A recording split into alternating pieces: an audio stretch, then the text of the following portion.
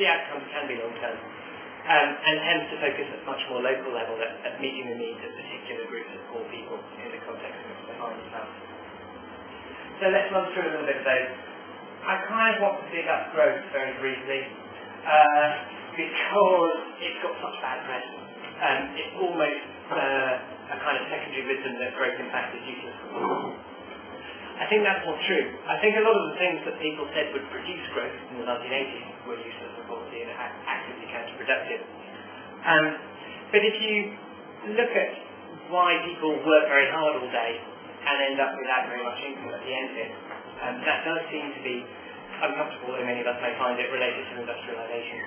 And if you look at the Indonesian Family Life Survey, for instance, you find that agricultural workers in Indonesia earn half of what non-agricultural workers earn in rural areas.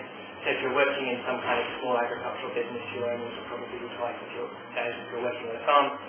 Likewise, if you compare somebody with the same job classification in Family Life Survey, you'll find that the person who lives in the countryside earns about half of what the city. Isn't to say cities are perfect. Cities are very risky places to move to. There's also statistics that show that that's not the dies on most of them talk. There are statistics that show that people who move from the countryside to the city often have a very, very difficult time, at least in the short term. There are good jobs in the city, but they're hard to come by. So I'm not saying that urbanisation should instantly happen or shut down the problem. But there is an argument that long-term structural change eventually needs to take place. And in terms of what one might do in that kind of direction, which are projects to do, there's plenty of work to be done in terms of advocacy for trying to lobby on trade rules, trying to push the New Zealand government to honour its commitments for overseas development aid and not to cut them, to engage politically with institutions like the World Bank to try and get them to a better and more friendly job. So structural change, very hard to do, very long term, but probably necessary in the end. Stage 2, the kind of, so that's the kind of, in the end it would be good if there was more industry, more tools for people to help them earn more money when they're farming, more jobs in factories, to say it, but they pay better. There are other downsides, of course, culturally and in terms of what your life's like. Difficult questions. That's the long-term picture, and that's why the World Bank and IMF aren't totally wrong, although not always fabulous institutions. Next phase, if we take that as read, even the IMF and the World Bank will acknowledge, as I said, that that's a very long-term project. Indonesia, for example, grew at 6-7% between 1955 and about 1998, and in that time poverty went from, I think, in the sort of high 40s down to about 20%. But that's, a remarkable success story by developing country standards in 25 years, and it still leaves many millions of Indonesians in poverty.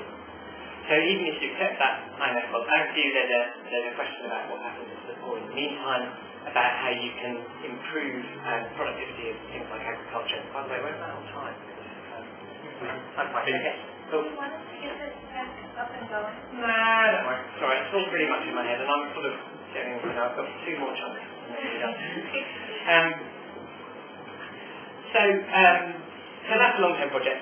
So in the meantime, there are questions about, you can move a nudge away from the economic and towards the kind of more social by saying, well, instead of looking for big structural transformations of economies, how can you make it a little bit easier to make a living in Indonesia, or sort of non-agricultural rural businesses like snacks and corn chips and those kinds of things, or processing fish to move to the cities, the things that cost money to set up from agriculture. And there's lots of stuff, but it tends to be more government type stuff. So it's rural infrastructure, making sure that there are roads that get you from the countryside to the city quickly, so that you can actually sell your plants and stuff when you make them, they're not between one place or another, or they're not so expensive to ship that it's not worth making them anymore. Governments and NGOs can help with agricultural productivity. There are small things that you can do to farmer education, there's helping people to organise sort of self-irrigation schemes and stuff like that, just make it a little bit easier to produce whatever it is they're producing. Lots of scope, I think, for advice for small businesses, particularly in rural areas, because rural areas tend to be where the poor live. The people who are setting up their snacks and chips business, giving them advice on marketing, giving them advice on how to manage their books, jobs for small-scale accountants in the developing world would be really useful.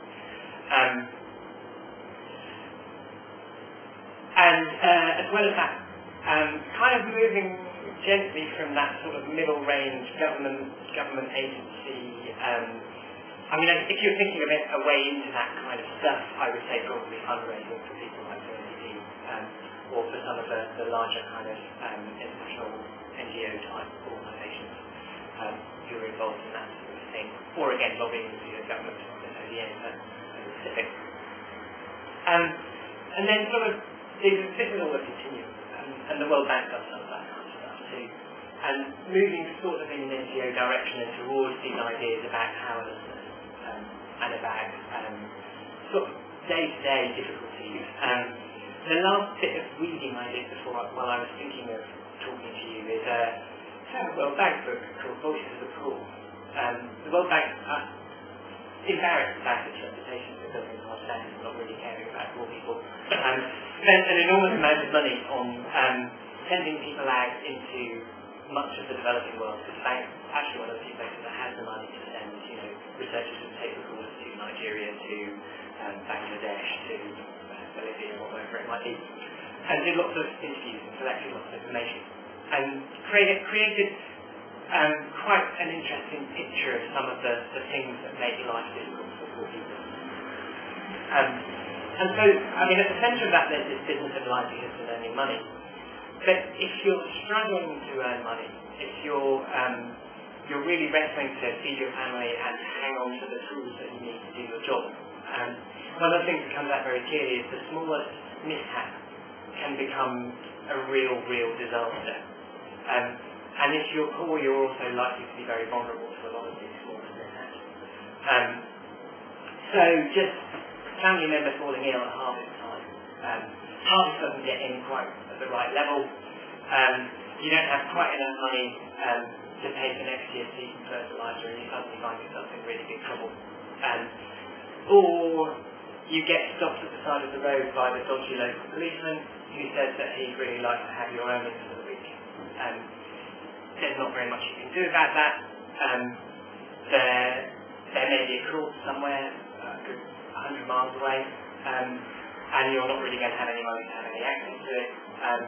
Or just petty corruption. The bank talks about corruption as a very regressive tax. Small-scale bribes to officials that are required to get anything done, or to get your pension, or to get your access to the clinic, or whatever it might be. Little sums of money, but they add up and they can be a very large part of poor people's income.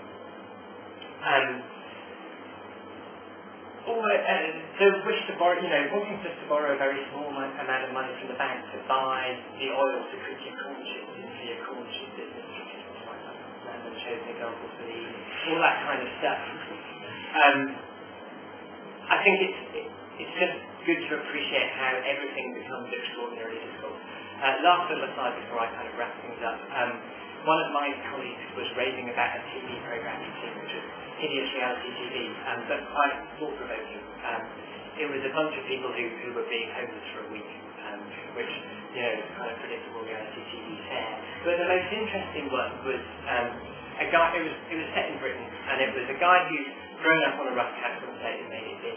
One of these kind of extraordinarily talented-driven people who comes from difficult circumstances and does very well for himself.